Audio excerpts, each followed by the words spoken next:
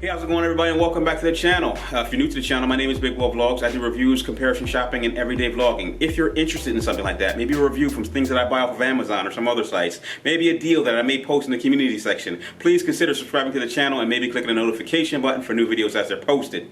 So today I'm doing my third and final video on the Zhiyun Crane M2 gimbal. First video was, and I'll put links to them up here somewhere. First video was on unboxing and first impressions. Second video is full demonstration of how to get it balanced and setup features, and now this is going to be my final impressions and my final review on the Crane M2. I really wanted to kind of demonstrate how smooth it could make the video if you use this correctly. I gotta admit, I struggle with this gimbal, and not because of the gimbal, but lack of knowledge on how to use it. The Crane M2 has the ability to control your camera. In this situation, when I got to the park, my camera was set in burst mode, and it was shooting 1,000 frames before I got to shut down because it was trying to shoot a time lapse, but it was shooting a burst every time it snapped the shutter button. Once I got that figured out, I did realize that this camera and gimbal combination, or my camera and gimbal combination, is able or capable of shooting some amazing time lapse, some actually moving time lapse. The other thing that I struggled with was I was really trying to use the zoom feature. Now, the zoom was pretty smooth using the Wi-Fi controls from the Crane M2. Not taking anything away from the gimbal and camera combination, it's more me than the actual combination of the tech.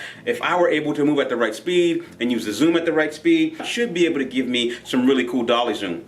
The only thing that I was missing from this camera and gimbal combination was the effect of being able to use the focus feature. I cannot control focus with the gimbal itself. The gimbal is strong enough to lightly, depending on how your camera focuses, to lightly control the focus wheel. I really do like how the camera combination works. Now, in the beginning, again, all error on my part, not knowing the gimbal camera combination, I did find that the gimbal was a little bit too jittery or too jumpy. After playing with it for a while, there are different modes on this gimbal where you're able to put it into like walk mode, action mode, or I can't remember the third mode, and those are actually the settings that will actually allow you to smooth out your footage. So right now I've got it in that smooth setting right now, and as you can see in my pan follows, it's really smooth. It's a really smooth transition from left to right.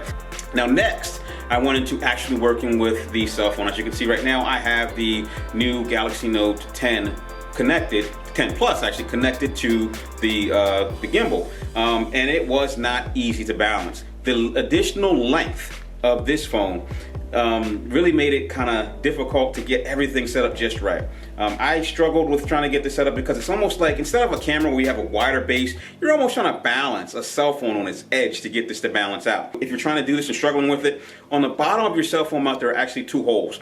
If you can't get the right balance with the securing screw in one of the holes, either move it to the back or to the front so that you can get a little bit more distance on the camera mount.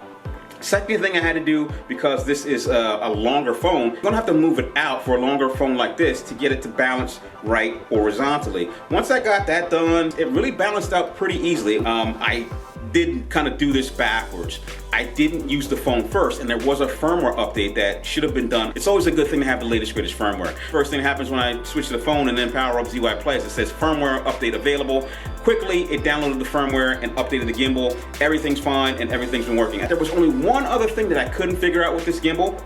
If I go into mode, the menu button, and then I scroll down to like Wi-Fi, there's this thing that says App Info, and in App Info it says C and S, and I have no idea what they do. It doesn't do anything. I can't scroll through it, I can't select anything, so I'm not sure what that's for. But then when I go back into menu and I scroll down one more setting, that's actually my Wi-Fi settings that I've previously used, and I find that my camera setting is there. So not sure what App Info is, but if I figure it out, I'll give you an update probably in the community post later at a later date. And by the way, ZY Play is an amazing application. I tried the tracking feature on my aquarium here, and the only real issue that I found, and I'm not sure if it's an issue, or maybe just the way the app is supposed to work, there is no focus when you put the tracking feature on. I tried to track my fish in the aquarium here just to give you a little demo of how this worked, and when I hit the auto track button, it immediately went out of focus, and it's probably because I was too close. It doesn't expect me probably to be tracking something that close. With that out of focus, it definitely followed my fish around. It didn't lose them. I got to some awkward wide angles where the fish were barely in the frame, and it kept track on that fish. It also will track up and down. Very cool feature if you're trying to shoot some very smooth video. One thing that you don't have to do if you put it in auto track mode is follow the subject. So if you put it in tracking mode, I can walk around my subject and then keep the camera on their face, or keep the camera on their whatever you highlight, it will keep the camera there, but the tracking feature worked. I don't know if it has slow motion. I didn't see slow motion. But all in all, I am really, really loving this gimbal. It's small, it's compact, it's powerful, it's responsive. It has all the features and all the buttons laid out in a very simple form, very easy to learn. And once you get the balancing down, it should be very easy to jump from camera to camera. One thing that I probably will do, only because I want to make it a little bit faster, which might take away from the convenience of carrying such a small gimbal, is if I can purchase a second mounting plate, I can possibly set up my camera balance and then set up my phone balance on 2 separate mounting plates, so that if I have to switch back and forth, it'll be as quick as just sliding it in without having to attach the camera or phone mount, and then kind of doing a quick balance and getting it done.